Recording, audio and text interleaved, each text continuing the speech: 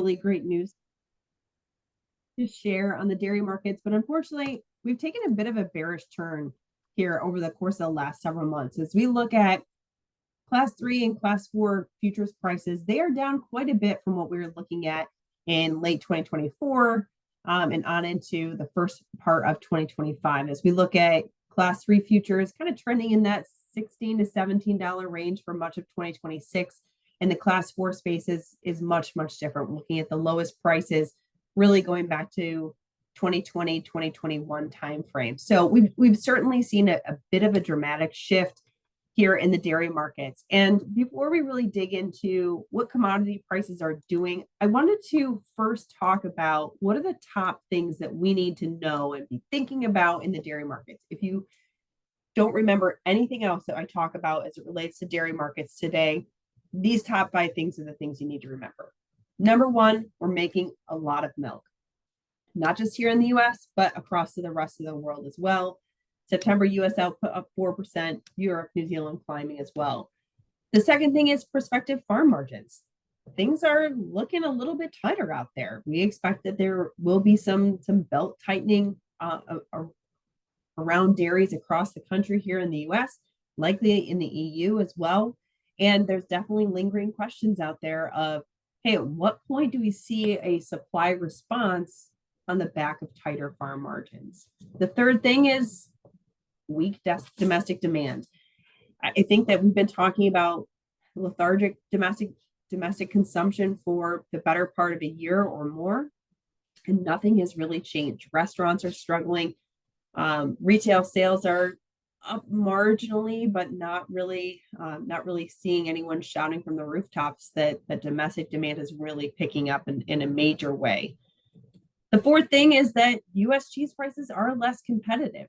As we've grown capacity for additional cheese production in the U.S., as we see milk production continue to grow, that means we have that much more cheese and other byproducts available for the domestic market as well as the international market. And in an environment with lethargic domestic demand, that puts that much more of an onus on the export market to find an outlet for this additional product. That brings in this competitiveness discussion. European mozzarella prices, which is kind of our barometer for our competitiveness on cheese, their pricing is around $1.55 per pound. Up until yesterday, and actually I just saw that the cheese market traded here today, we're sitting around $1.55 here in the US. We typically expect that we need a pretty notable discount versus the European market to win into contested regions. If we can't get to a price point that is competitive versus Europe, we could be struggling, or we could find ourselves struggling with exports into next year. Ultimately, it's a lot of words to say we think that falling European prices is bearish for US cheese values. And the fifth thing, I don't want to end on a bearish note, so we're going to end on a bullish note instead, a really favorable note.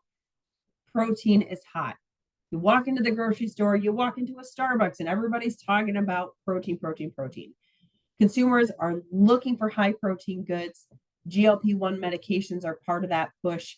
Just generally, folks focused on adding protein to their diets become more mainstream. Whey is a major beneficiary of this push for protein, especially on the high protein whey product side of things. That ultimately is a good demand story from a dairy perspective. So top 5 things you need to know. Now let's get into some of the broader details. U.S. milk production. Like I said, we've got a lot of milk here in the U.S. September milk production up 4% year over year. We saw that data was delayed by USDA. The September data was delayed by USDA, but they did publish a report here on Monday. Cow numbers up 40,000 head between August and September. That's on top of a 42,000 head increase in cow numbers from July to August. Year over year, we have 228,000 more cows in the US than we did in September of 2024. We went back in history and said, when's the last time we saw this big of a growth in cow numbers year over year? It's the 1950s that you have to go back to find that big of a year over year gain. On a total basis, our cow numbers are at the highest levels since the early 1990s. So we have a lot of cow power in the US. We have a lot of capacity to see continued growth in US milk production. We're seeing a lot of this expansion in places with new capacity. Kansas, Texas, we have new cheese plants in that region.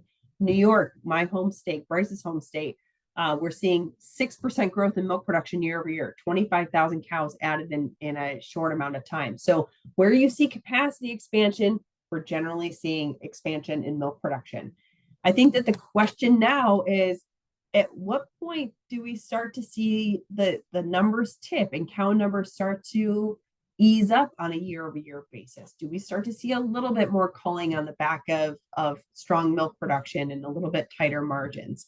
For right now, it seems as though we could see continued growth in milk supplies here for the remainder of 2025. Part of that driven by weak year-over-year comparisons with California HB.Ag last year. If you recall, they've had some pretty negative numbers in California due to HB.Ag at the end of 2024. But in general, we expect to see fairly steady growth into the end of 2025. But as we go into 2026, there's definitely a question of, can we keep that growth up? And it's not just milk. It's not just volume of milk. We're also making more components. We're making more fat in particular. And as we look at why are we making so much more fat in the US, part of it is because the market was saying, make more fat, make more fat. The butter price was strong. Producers responded to the call in the price points for increased fat production. And man, oh man, have we delivered.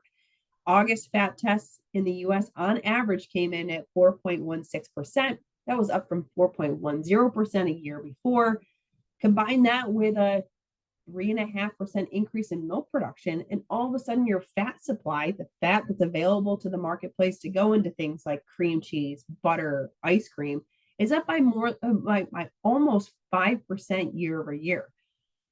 And I don't necessarily see this pipeline for additional fat slowing down anytime soon. Butter prices have come down pretty dramatically by about $1 from that June-July time frame to today. But still, we have genetic capabilities to make more fat. We have better feeding technologies and better feeds that are helping to push fat. So I suspect we're going to continue to see growth in fat production in the U.S. dairy herd and increasing component availability in the U.S. herd, in addition to seeing growth in milk supplies. And that matters. I guess I should back up here. That matters because when we think about when you're making cheese, when you're making butter, we don't necessarily need the water, right? We're looking for the components. It's the fat and the protein that are driving cheese yields that make more cheese. So when we see more fat in the milk, when we see more protein in the milk, that's what's going to drive your commodity yields and ultimately make that much more product out of every pound of milk that we're producing. Like I mentioned, in Europe, we have surprising upside in milk production in the EU. Going into 2025, all the expectations were maybe flat production, slight increases in Europe, depending on what the weather was like, what the disease pressure was. But Europe has really surprised to the upside. September milk output up almost 4% or more year over year. Germany and France, your top two producers in Europe, have significant more milk than expected. This matters because if you're a company that says, hey, I expect to have X amount of pounds of cheese available for sale in 2025, and suddenly you have 4% more cheese available for the marketplace, that's going to put some significant pressure on pricing for your commodity goods. And I think that's what we're seeing today with a notable slide in commodity prices in Europe that's making the export market that much more competitive for US exporters. So that's the milk production story. That's our point number one of things that we need to keep in mind. Number two, milk margins sliding. Compared to what we were talking about a few months ago, we have certainly seen the dairy margin coverage program estimates based on current futures come down pretty substantially. We expect that typically if you see margins in that $8 range, it would be cause for concern. I think that lower grain prices are certainly supportive to some extent, but we've certainly seen some of the lowest soybean meal prices in a while. Corn is in that $4.25 range, which is some of the lower pricing that we've seen in quite some time. But this erosion in milk price expectations for 2025 or late 2025 and on into 2026 is certainly putting pressure on and calling into question, hey, what's the longevity of growth here in the US in an environment with sub $8 margins, milk overfeed margins? Excuse me.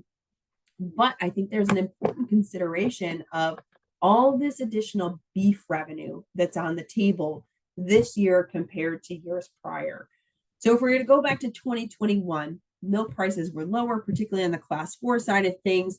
We had some pressure at the dairy that ultimately led to some additional culling in that 22-23 timeframe.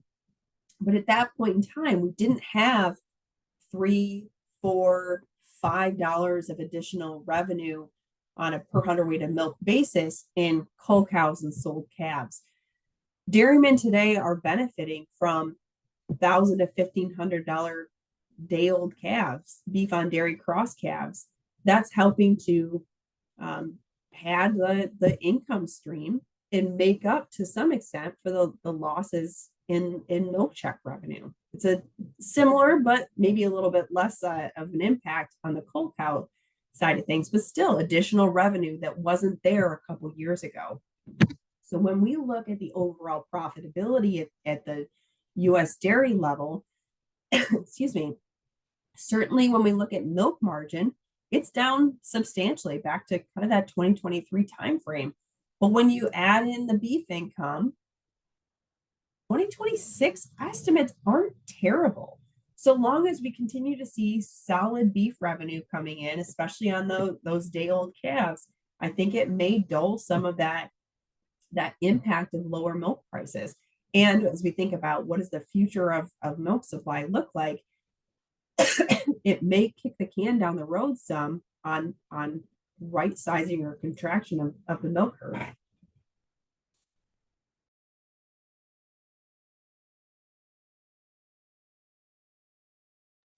Excuse you, I'm just going to take a real quick. That's all right. While Kathleen's getting her voice, I'll just remind you, you may have seen it, but if you have a question, make sure you put it in the chat or let us know. So that you don't forget it later on, because she and Bryce will be happy to answer those questions. We can take them later or we can take them as we go. Okay. So those of you on the Zoom, go ahead and dump them in the chat or text me, whatever. Okay. Thank you. Hopefully my voice will hold up. So what's in store for 2026? I think that there's a lot of questions around what does culling look like in the next couple months? In my mind, unless we see a significant retracement in day-old calf prices, we will likely see culling lighter than what history might suggest in a tighter milk margin situation. The animals are lucrative to hold on to today, right? If you can, even if she's not making a ton of money on the milk side, that revenue for that beef calf still makes financial sense to hold on to her, at least at the beef calf prices today. So in my expectation, we could have more milk for longer throughout 2026, so long as those beef revenues stay high. I think that the call out that we're keeping an eye on and trying to keep an ear to the ground on is base excess programs coming back into place. Is it possible that milk buyers, milk co-ops will say, hey, we need you to cap your milk production at X because we're getting overloaded with supply? That's one of the big question marks out there. But what does this mean to you as we in the context of risk management? there's certainly an expectation and a concern out there that we could find ourselves with a lot of milk and a lot of product on our hands, and in an environment with weak domestic demand or persistent weak domestic demand, and an export market that is increasingly more competitive. It could put additional downside pressure on prices going in and through 2026. Now let's talk about the demand side of things. Restaurant traffic still slow. When we look at traffic on a year-over-year basis, so this is foot traffic, because every time you walk into a restaurant or you walk into a store, your phone is tracking you. I know it seems creepy, but that's what's happening, and that's where we get some of this great data from. Foot traffic is down. It's expensive to go out to eat. Menu price inflation is very real. Big Pizza is seeing declines in foot traffic and has for the better part of a year or two. There's some companies that are doing okay. Domino's, it has been performing okay. Chili's has been a real big winner in this downswing. People are looking for value, and they're not necessarily finding it in the restaurant. And that's not great news for cheese demand. Think about how many burgers have cheese on them. Pizza demand being down that's a lot of cheese that's not being eaten. Any other restaurants, we tend to eat more cheese in a restaurant space than we do in a retail situation. So ultimately, as we look at slowing restaurant traffic or stagnant restaurant traffic, we ultimately see that as just kind of lethargic for demand. And I don't necessarily see this trend changing. Retail sales have been okay, but not really shouting from the rooftops of, hey, things are really stellar. There's a chance that here over the course of the next couple of weeks, as we head into the Thanksgiving season and the Christmas season, that the holiday demand promotions could help to move the needle on product movement. We're already hearing some reports that more aggressive butter promotions are helping to move the needle on demand. But there's always a fear that if you buy butter today on special, you put it in the freezer, maybe you don't need to buy butter for another 3 or 4 months. So that, I think, is a question of, at least on the butter side, do aggressive promotions help to buy tomorrow's demand today? But in general, as we look at cheese promotions, not all that exciting, at least just yet. So folks are watching how much they're spending in food service. Folks are watching how much they're spending in retail as well. There's certainly uncertainty as it relates to SNAP funding. I know the government shutdown is over at this point, but when does SNAP funding come back to people's to people, and how will they ultimately adjust their spending going forward? So as we look at the domestic picture, it's not all that exciting. Another area that we're watching, and a couple years ago, this was pretty fringe to be talking about, but I think now this GLP-1 use, which would be kind of your obesity type medications, those shots that people are taking to help limit how much they're consuming, it's gone from fringe to, I think, kind of a real demand impact.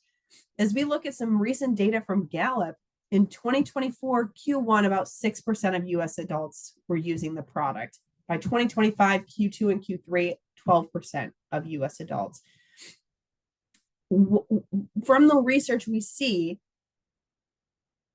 a use of GLP-1 decreases calorie consumption by 20 to 30%. And more importantly, it adjusts how people and what people are eating. So big declines in chips and savory snack spending at retail, sweet bakery, cheese consumption down, cookies people aren't buying. Hey, if you're on a diet drug, you're probably not eating as many cookies. Ice cream, breads, and refrigerated doughs. You may be looking at this list on the right-hand side and saying, okay, there's not a lot of dairy in chips and savory snacks. Okay, cheese, butter, ice cream, get that. But when you think about it, think about the back of a package of cookies. There's dairy in the back of it, in those pre-made cookies. The Chips Ahoy would have dairy in it, whether it's non-fat dairy milk or a whey product. Sweet bakery is a similar story. I bet there's even some dairy that it's in chips and savory snacks. Cheez-Its, those definitely have dairy. Uh, Goldfish, those definitely have dairy. So I think is some knock-on effects as we look at reduction in spending because of GLP-1 use or just overall reduction in calories. But it's not all bad news for dairy. And I'll talk about this as it relates to protein as well, but not such great news for things like cheese, butter consumption, ice cream consumption, or cream cheese, but protein, high protein yogurts, cottage cheese has been on fire because of protein claims. And when we look at the impacts on per capita cheese demand, ultimately, you are starting to see, at least from 2023 and beyond, a little bit of slippage in per capita cheese use. It's hard to say that this is entirely GLP-1. It may be a variety of different factors, but as we look at per capita consumption of dairy, there is some slippage compared to what we were looking at of this steady growth basically from 2020 or 2016 through 2023. The other element that we're looking at in terms of domestic demand is fewer mouths to feed. Compared to the last several years, net immigration to the U.S. has tumbled. We don't have new consumers coming into the U.S. every day looking for dairy products. So while it's hard to piece through the numbers here, fewer people eating in the US is fewer people that are eating dairy, right? So this may be another element of some of this lethargic domestic demand picture. The fourth thing on my list was exports. We have seriously hit the ball out of the park on cheese exports here in 2025. Year to date, we've climbed about 30%, I believe, in our overall exports. We were already on a really strong footing going into from 2024 into 2025. But where we're seeing growth is into places like South Korea, Japan, Australia. Mexico has been holding fairly steady on a year-over-year basis, which is great because Mexico's our biggest customer. But overall, our competitiveness versus Europe has helped to move the needle on our exports. But looking forward, as we go into 2026, we're really not all that competitive. So in this time frame, basically March through, I'll say February through September, we were trading at least a 30-cent discount to the European markets. And based on our analysis, we probably need to be at about a 25 to 30-cent discount to European mozzarella to really win into those contested regions. Today, and this wasn't updated with today's pricing, but we're basically sitting at parity with the European prices. If we need to be 20 to 30 cents below the European markets in order to win into those contested regions and win consistently into those contested markets, I suspect we will probably need to see further downside pressure on US cheese prices to go get those orders. We're hearing some commentary that the European prices are starting to firm up and US prices are coming down. So maybe we are starting to change the dynamics some, at least anecdotally. But I suspect that we will see further pressure on US cheese prices into early 2026 on the basis of needing to stay competitive to win those exports and move that additional supply out of the US marketplace to keep it from building in our own domestic warehouses. But it's not all bad news on the export front. I will call out butter exports. We are competitive and have been competitive versus the rest of the world for the better part of a year. Our butter exports, we don't only have data really through July of 2025, but we've been really growing our opportunities internationally, not just into Canada, which is our biggest butter sales opportunity, but into places like Australia. Who would have thought we would be shipping butter exports into Australia? Middle East is another area where we've been gaining some momentum as well. I suspect that as we go into tail end of 2025 and into early 2026, we will continue to hear about solid butter exports and butter export opportunities, so long as the European prices are uncompetitive versus the US. And that's good news because we are sitting with butter prices in the $1.50 range compared to $2.50 just 6 months or so ago. It may help to tighten up our market to some extent and limit some of the downside risk. The last thing that we need to be thinking about is protein. Like I said, protein is hot. You go into the grocery store, you see protein. You go into Starbucks, you see protein. You go into Tim Hortons. I live near Buffalo, so we have a lot of Tim Hortons around here. But you see protein available to the marketplace, and consumers are buying up. It's expensive, but consumers are very focused on keeping protein in their diets and boosting their protein in their diets. And that's great news because as we look at CME spot whey prices, as we see whey solids, so every pound of cheese, you're producing whey to go along with it. If you think about Little Miss Muffet eating her curds and whey, you have curd, which is cheese, and whey, which is your byproduct. Historically, we would have put that on the ground or fed it to the pigs. And today we're drying it into these specialized powders that are going into the sports nutrition category, going into ready to drink or ready to mix beverages or protein bars. And as those liquid whey solids move up the value chain into whey protein concentrate 80 or whey protein isolate, which is a 90% protein product, that's less volume of whey solids that are available for the commodity whey market. And that matters because every penny move in commodity whey is about 6 cents of value in class 3. So as we've seen this climb in dry whey prices from, say, the 60-cent range to, we'll say 65 cents to 75 cents ish, that's an additional 60 cents of class 3 value that this move in dry whey is providing. That's not to say that we're going to the moon on spot dry whey prices, as we do have some more capacity that's coming into the market, which may limit some of the upside movement on dry whey.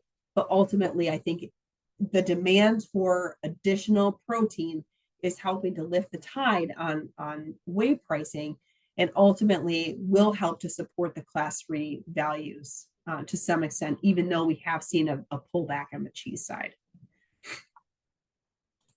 So with that, that's basically 30 minutes of a top 5 things you need to know. Brittany, is this a good time to do questions, or do we want to wait until after we talk risk management? We don't have any in the chat, but if any of you online have a question, I don't know. I don't know what the answer is to this, but it's just, I guess, food for thought. The dairymen may know more than I do. They probably do. But it's interesting to me to think about, we adjust rations lots of times as on an on-farm response. Although I'm not going to cut my fat down if I'm getting paid for it, because welcome to Southeast, we're getting paid to skim fat. I'm gonna keep producing that fat as long as it's driving my paycheck. But even if the time comes to kind of tone that down, I wonder how much of that is influenced genetically versus with the nutritional ration, things that we add in to push fat, and how much more slowly, the tap could turn, based on, I would assume a lot of that growth on the protein and fat side really is attributed more to genetics than nutrition. But I don't know the answer to that, but it does impact when we're looking at, trends, etc. So well, anyway, I'll answer both of your questions to the best of my ability. When I talk to people in multiple component pricing regions as well, their answer is the same. I'm paid on components, so I'm going to continue to push components, and everything that I'm charged, whether it's on hauling charges or assessments or anything like that, that's all on volume. So everything, or for the most part, producers are still encouraged, at least based on how they're paid, to keep making as many components as they can. and trying to shift that dynamic of components versus volume shift. And as it relates to fat trends, I think there's a little bit of adjustment that we can make on the feeding side that could pull down fat production, fairly quickly. But I think the genetics, the cake is pretty well baked, and it's not just baked in the cows that are milking today. With genomic testing and other things that we're doing to try to build a better dairy cow and more effective and efficient dairy cow, the cows that are coming into the herd today are that much more capable of producing more fat than their mothers were, their grandmothers were, and the calves that they'll produce are that much more effective at producing components. So I think we are making and leapfrogging genetic progress very, very quickly in the herd. So there's only so much that nutrition can do. Yeah, well, I'm more excited about the potential to use up some of that fat and this trend with fat being, okay compared to what it was 30 years ago. So hopefully that will catch up and we'll find a home for more of this fat, whether it's an increased fat percent butter or whole milk or you name it. Norman, Ashley, Asha, any of you have any questions right now? If not, we'll keep rolling. But if you do, this is a really excellent time since you basically have your speakers one-on-one. No pressure. I see Norman unmuted. Yeah. Given the fact that, we're looking at probably not so good milk prices, at one time we were sort of hearing that, the grain prices would help to offset the drop in the margins. Demand seems to be down. And how much of that is based on if the economy turns around or people feel more comfortable with what their future is going to look like. I just see I feel a lot of anxiety as far as, so much shift and things have happened and changed. USAID was eliminated. I don't know how much that impacted dairy. And I don't know that I've ever really come out with a question other than, that's the bad thing about getting old. You sort of lose your train of thought a little bit. I think I know what your question is. Basically, is consumer sentiment driving some of this weaker demand trend? Does that sum it up pretty well? Yeah, I think so. Because, I've seen reports where, like Chipotle was talking about, consumers weren't coming in and they didn't really see any positive. And you're seeing where retail restaurants are shutting stores. Yeah, I think you're right, Norman, in asking that question. And that's something we're watching very closely, because I think as we look at consumer sentiment readings down to some of the lowest levels since the report, at least the University of Michigan Consumer Sentiment Report was started in the 70s,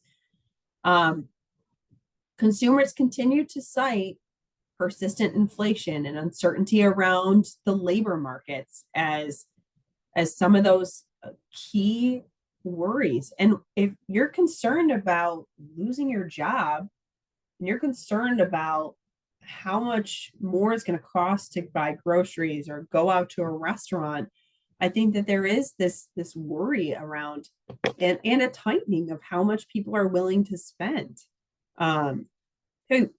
You take your family out to a meal. I have 2 little kids, and it's still, you spend $50 on 2 adults and 2 kids sharing a meal. It's like, well, man, that wasn't really worth it for $50 for 2 hamburgers and a hot dog. So you start to tighten up, and I don't think that I don't think I'm alone in that sentiment. I think that's what we're seeing trickle down into, or trickle through the whole economy. Just this entire uncertainty around what comes next. But I'd add that to some extent, we're seeing a bifurcated consumer out there, that the middle to low income consumers are are worried about inflation and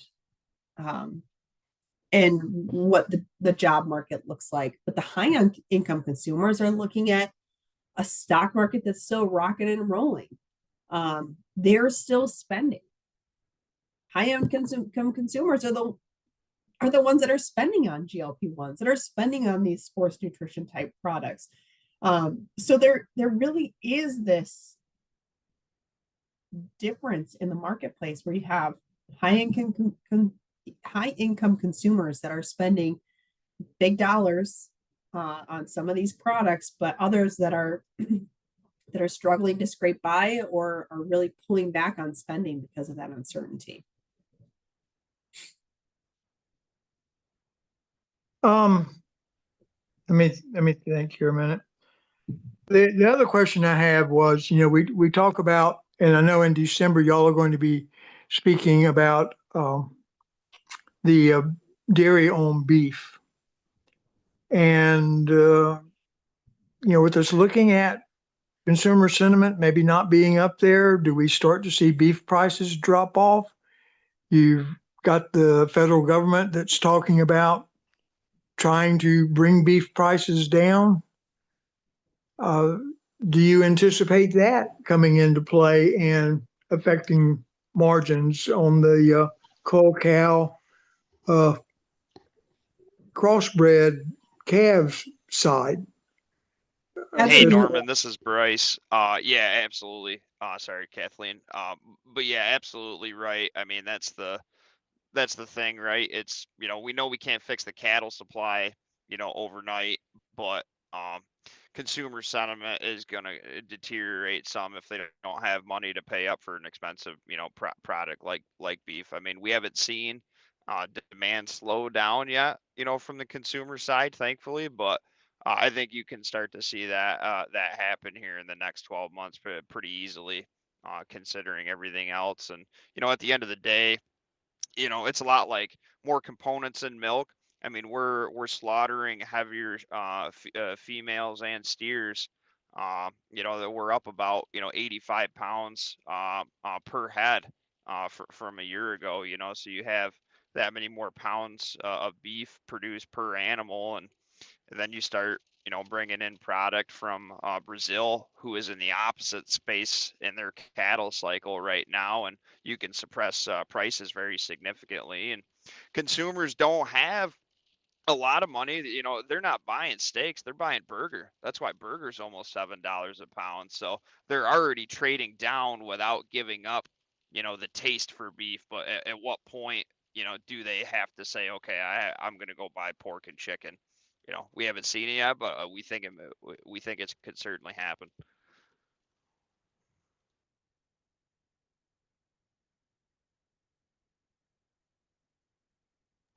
I was joking with somebody in Wisconsin last week about the deer hunting season is coming up and how they were picking up in Wisconsin that more folks are talking about hunting this year because beef prices are so high. So I told this person they ought to go back and do some analysis on the deer harvest in Wisconsin or across the country compared to beef prices, just to see if people talking a big game about hunting comes to fruition.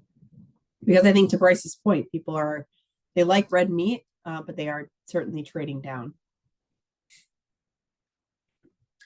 All right, well, I want to make sure that we do have time to talk the risk management side of things, and we can keep this pretty brief and certainly take questions, but I think it's always good to level set on what do we see as risk management. Risk management is programs that allow you to secure prices for commodities months in advance to level out volatility. It's not about making the big wins, but it's trying to level out the peaks and valleys in pricing to make sure you're protecting margins and profitability.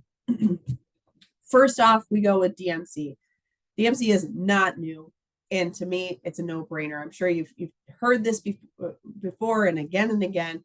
It's a margin-based program offered from FSA. It's based on all milk prices and national feed costs. And over the past 10 years, this program would have triggered a payout 69% of the time at that $9.50 per hundredweight coverage level. And for 2025, going into 2025, milk prices looked pretty solid.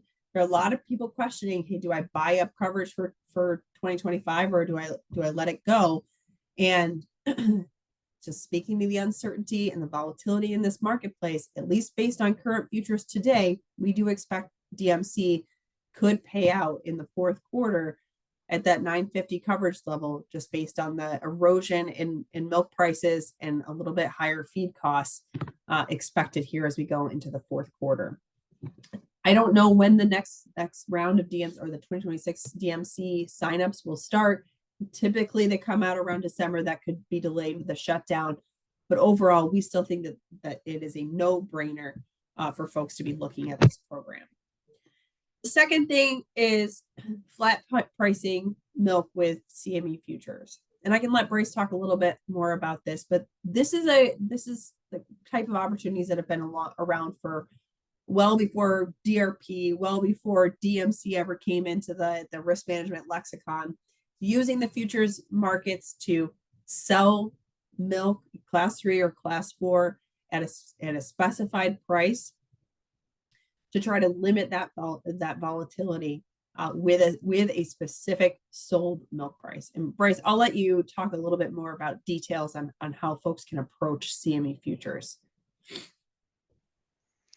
Yeah, so with CME futures, I mean, a lot of times, you can hear, quote unquote, a horror story.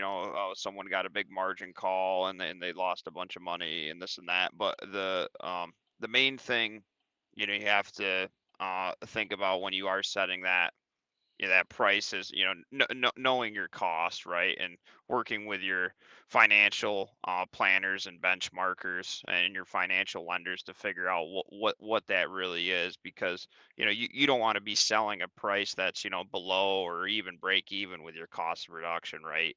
So I think that's very important. And then also knowing how your milk is priced, specifically in your federal order or for your farm specifically, and then understanding, what that price on the CME actually means compared to your mailbox price. Whether it's you have higher components or different deductions or premium levels and all that. So that's kind of the two baseline things before you really decide what strategy you're going to use for your risk management plan. And then after that, if you're saying like, hey, I would like to go sell futures, make sure you are penciling a profit at that level, and then doing it in your own brokerage account. You have what's called a margin to it's money that you put up front in order to trade the contract. So it's basically like a security deposit on a home, because you're trading a piece of paper that's based on the value of milk, and that has a number value. So in this case, if it's class 3 milk, I'll just do 19 times 2,000 hundredweights. So you're trading a contract that's worth $38,000 altogether, but you have to put up about 5% of the value of that contract. So in that example, it would be $1,900 in a security deposit, quote unquote, that you would put up for that. And you get that money back at the end. It's just you showing the market that you have the ability to keep up your side of the bargain.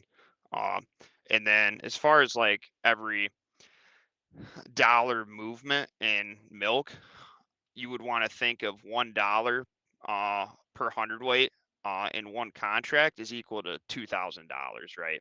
Because if it goes down a dollar, we've got 200,000 pounds or 2,000 hundredweights of milk.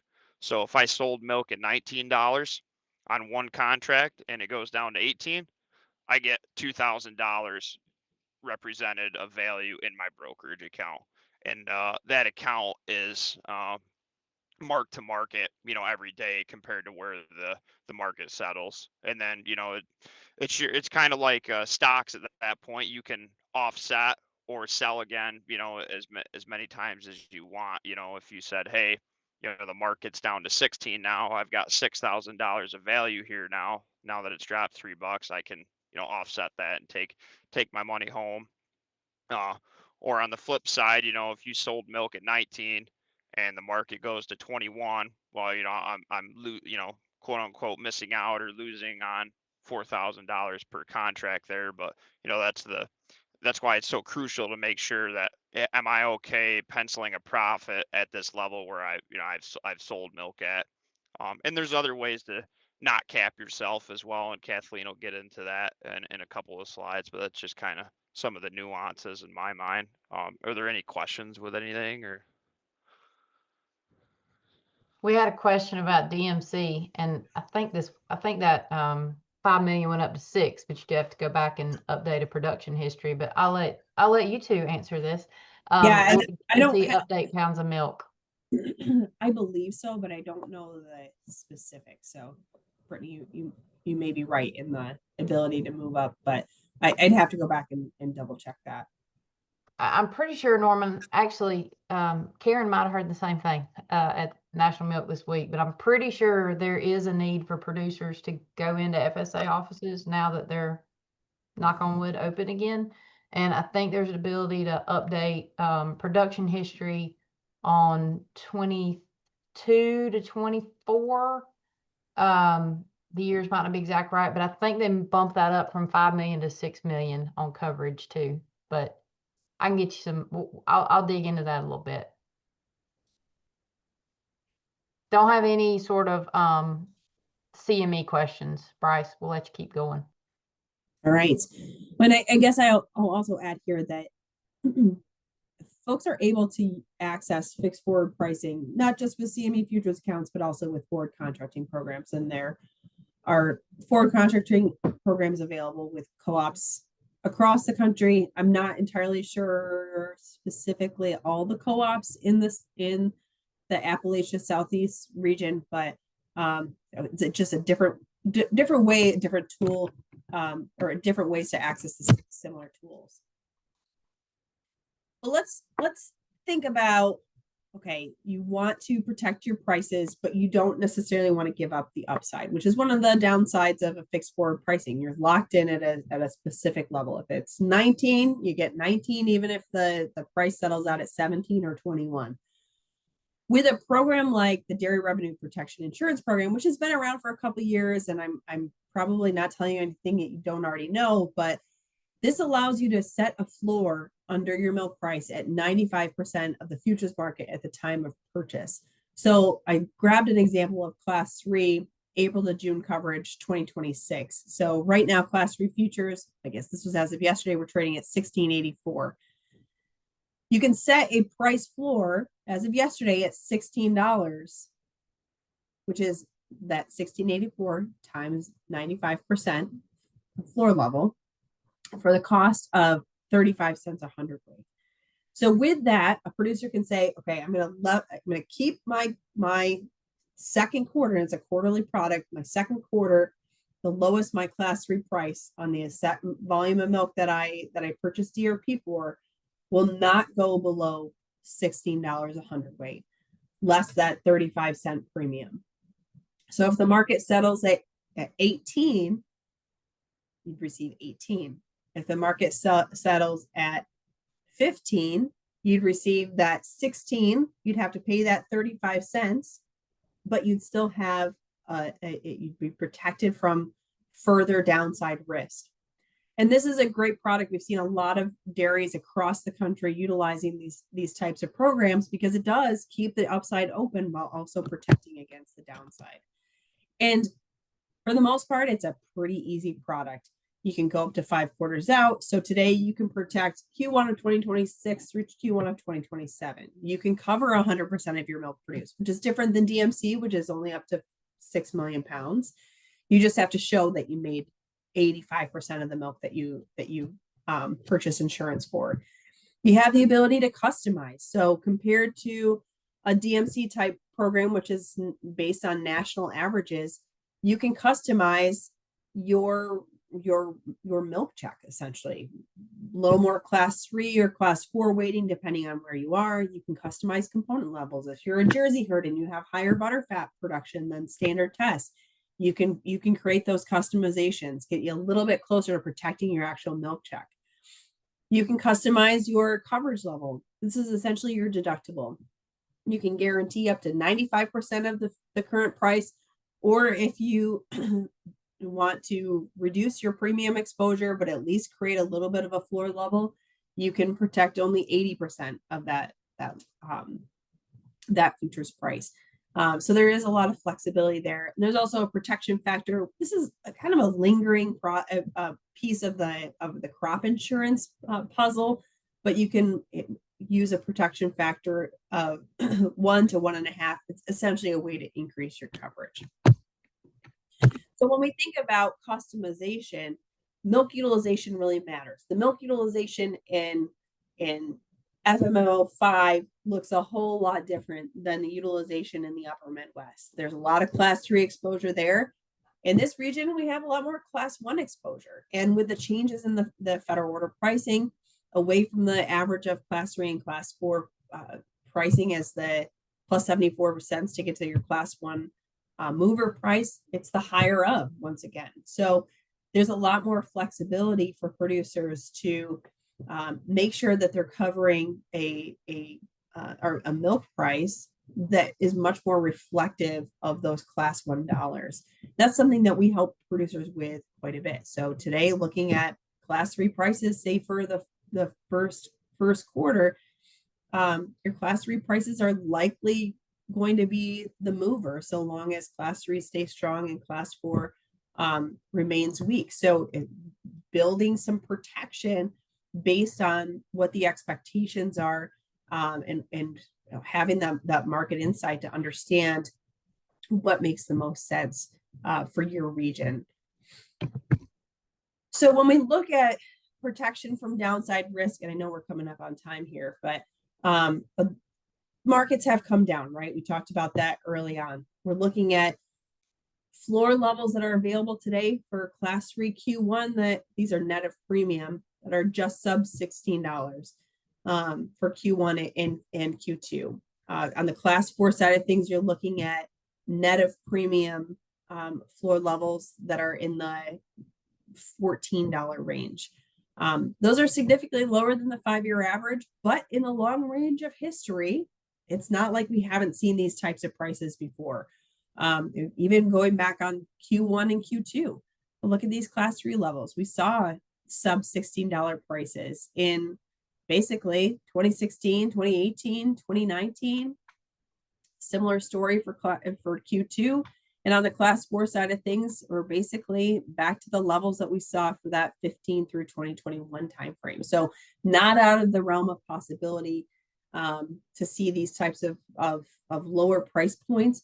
So I am still encouraging folks to look at coverage, even though the prices have come down, to at least protect and play some defense and protect it against further downside risk. And like I said, we've seen this program make a pretty big splash in the short amount of time that it's been around. For 2025, we essentially saw 20 to 35% of U.S. milk production covered by the program. And the reason why we're seeing such good uptake is that it works. We've seen cumulative net indemnities top $650 million through Q2 of 2025. And we are seeing big payouts for Q3. We expect to see sizable payouts for Q4.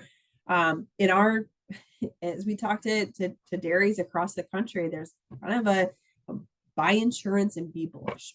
We'll put your floor level in place and just be bullish. Hope that you have to pay the premium in the market when the quarter is up, and that the rest of the milk that you didn't cover, or just overall that marketplace stays strong, and you see a higher price than what your insurance was set at.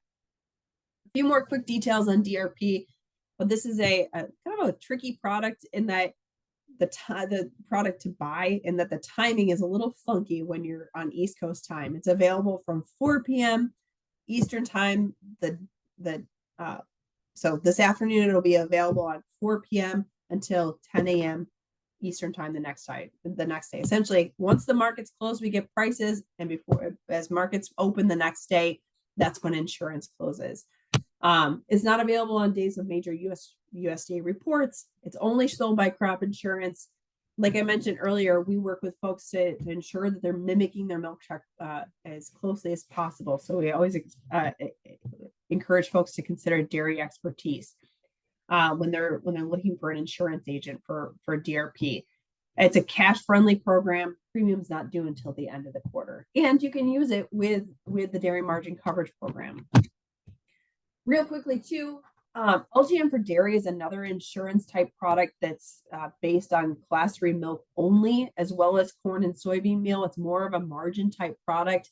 You do have the ability to get 1 or 2 month coverage packs. So it's a bit of an improvement on basis compared to DRP's 3 month or quarterly average.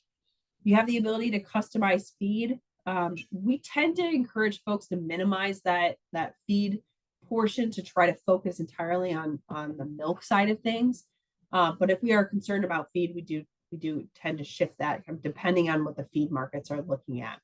Similar to DRP, it is a premium cost subsidized, and the cost is pretty similar to DRP.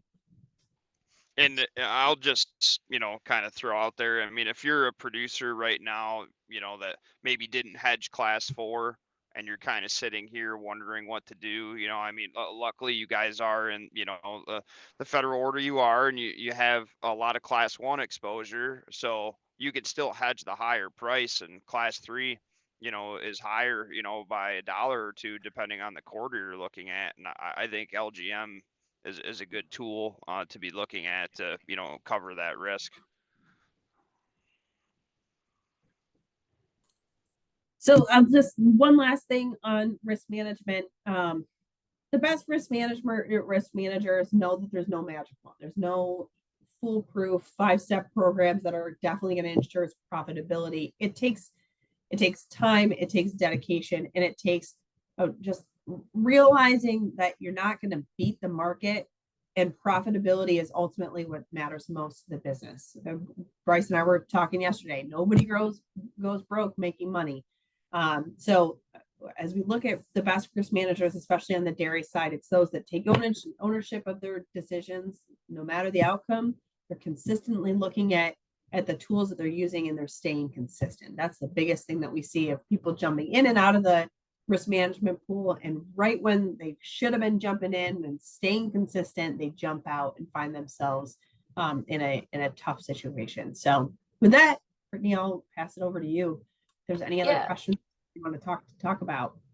Well, a couple things. One, thank you and Bryce for joining us. 2 is we've had several producers in recent history who have engaged with Dairy RP. Some of them have gone it on their own. Others, I think, maybe have even more successfully used the program, have worked with someone to help them kind of navigate that. I had one producer, the LGM. It's not super popular amongst our producers. I think it could be a tool, though. It's just a matter of, like you said, there's a bit of a discipline involved, and consistency, and sort of knowing costs of production, et cetera, and where your profitability line is. It allows you to kind of look ahead, and you're not always maximizing revenues, but you're protecting a consistent cash flow, right? To be the goal there. So I looked in the chat, I don't see any questions, but I do want to give you and Bryce a chance to talk about Ever.Ag a minute and what you do, especially in light that we're going to be coming together again in December for the program. And actually, Christine, or Kathleen, if you don't mind, I will share a slide for the next. Oh, there's Ever.Ag. Y'all have a chance to click on the QR code. I'll be sure that this is shared again.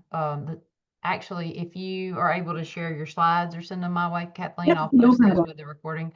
But anyway, especially since we're going to have you in person, particularly Bryce and Owen, if y'all want to talk a little bit about what you do and kind of your interaction with producers, it might generate some interest. So Yeah, of course. So I'm Kathleen Wolfley. I'm based in upstate New York. I've been in the dairy industry since birth. I grew up on a large dairy. I worked for a company called Leprino Foods, the world's largest mozzarella manufacturer, in Denver, Colorado, out of college. Have been working with Ever.Ag for almost 15 years now, primarily in market intelligence. I spent some time working with producers to manage risk, particularly in the Northeast. So I work with folks in New York, Pennsylvania, Maryland, New Hampshire, Vermont. So really your Northeast New England states. I am back in the market intelligence space, primarily, and working with Bryce and folks like Bryce and Owen, to help support them as they work with producers as well. So yeah, that's a real quick and dirty about who's Kathleen. Bryce, Owen, I'll let you guys speak more to what you're working with producers on. Thanks, Kathleen. Hi, I'm Bryce Windecker from upstate New York, about dead center of the map. Grew up milking 100 registered Holstein cows with my family. Still do crops and beef cattle, and work with dairy producers coast to coast, really, helping manage price risk on class 3 and 4 milk, soybean meal, corn, looking at local basis in areas, helping producers kind of make a more tailored approach for their, milk over feed margin. And of course, this cattle price, as that's become a large part of the revenue on the farm, and do work with some individual beef cattle producers as well. Super. Okay, well, as a reminder, for you folks that are on, as well as those of you that may watch the recording between now and December 16th, this is the info about next month's program. There's a QR code at the bottom where you can register. But I also just want to remind you that Ever.Ag will be with us, and will be around. So if you have interest in knowing more about services they provide, then reach out to me, or I'll make sure their contact information will be available with the recording and the slides. So I appreciate y'all being with us today. I'm going to stop sharing and I'm going to stop recording.